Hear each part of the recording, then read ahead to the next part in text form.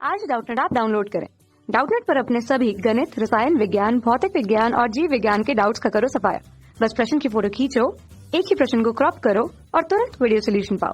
अभी डाउनलोड करें। Hello student, यहाँ पे क्वेश्चन दिया हुआ है संपर्क प्रक्रम द्वारा H2SO4 ठीक है सल्फ्यूरिक एसिड के उत्पादन का वर्णन कीजिए। ठीक, देखते हैं इस क्वेश्चन को। ठीक है, तो हम सल्फ्यूरिक अम्ल का उत्पादन जो है H2SO4, इसको हम क्या बोलते हैं? सल्फ्यूरिक अम्ल का बोलते हैं। ठीक है, तो सल्फ्यूरिक अम्ल का जो उत्पादन होता है वह संस्पर्श प्रक्रम द्वारा 3 चरणों में होता है। कितने चरणों में? 3 चरणों में संपन्न होता है। ठीक है, तो पहले क्या होता है? तो पहला जो चरण होगा तो उसमें तो सल्फर अथवा जो सल्फाइड अयस्क होते हैं। ठीक है, क्या होते हैं?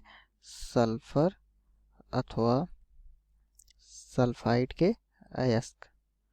ठीक है, तो सल्फर अथवा सल्फाइड अयस्क को हम वायु के साथ, ठीक है, अयस्कों को वायु में जलाकर सल्फर डाइऑक्साइड का उत्पादन करते हैं। तो सल्फर डाइऑक्साइड SO2 का उत्पादन करते हैं। फिर दूसरे चरण में क्या होता है? तो दूसरे चरण में जो हमारा उत्प्रेरक होता है वो क्या होता है? V2O5। ये क्या होता है? हमारा उत्प्रेरक होता है। तो V2O5 की उपस्थिति में हम ऑक्सीजन के साथ, किसके साथ? ऑक्सीजन के साथ क्रिया करा के हम क्या करते हैं? SO2 का क्या करते हैं? SO3 में परिवर्तन कर देते हैं। ठीक है, फिर हमारा तीसरे चरण में क्या होगा?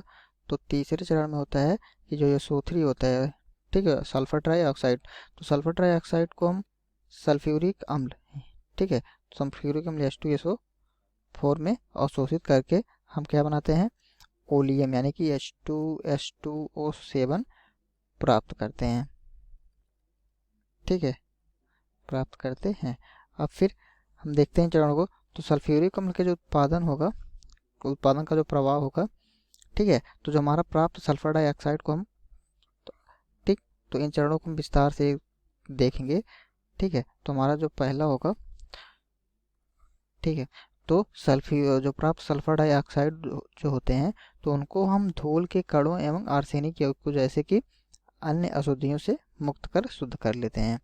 ठीक है, तो जो प्राप्त में सल्फर डाइऑक्साइड या SO2 जो होते हैं, ठीक है, तो इनको हम किसके? धूल के कणों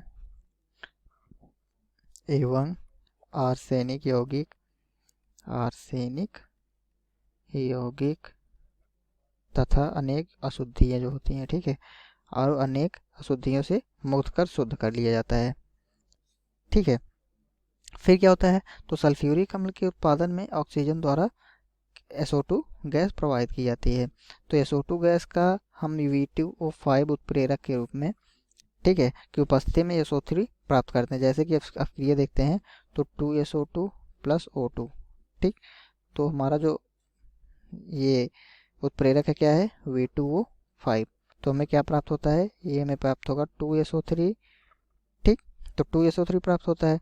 क्यों? तो हमारा डेल R H माइनस जो होता है कितना होता है? -196.6 किलो जूल मोल इनवर्स होता है। ठीक है, तो यह अपक्रिया जो होगी हमारी क्या होती है? ऊष्मा छेपी होती है। ठीक, तो ऊष्मा छेपी से हमारा ये तात्पर्य है, जब यह अपक्रिया ऊष्मा छेपी होती है तथा क्या होती है? उत्क्रमणीय होती है।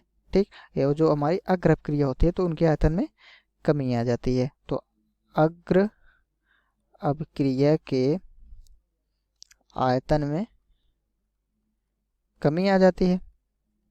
ठीक है, तो जिसके कारण, ठीक, तो हमारा जो जिसके कारण क्या होता है?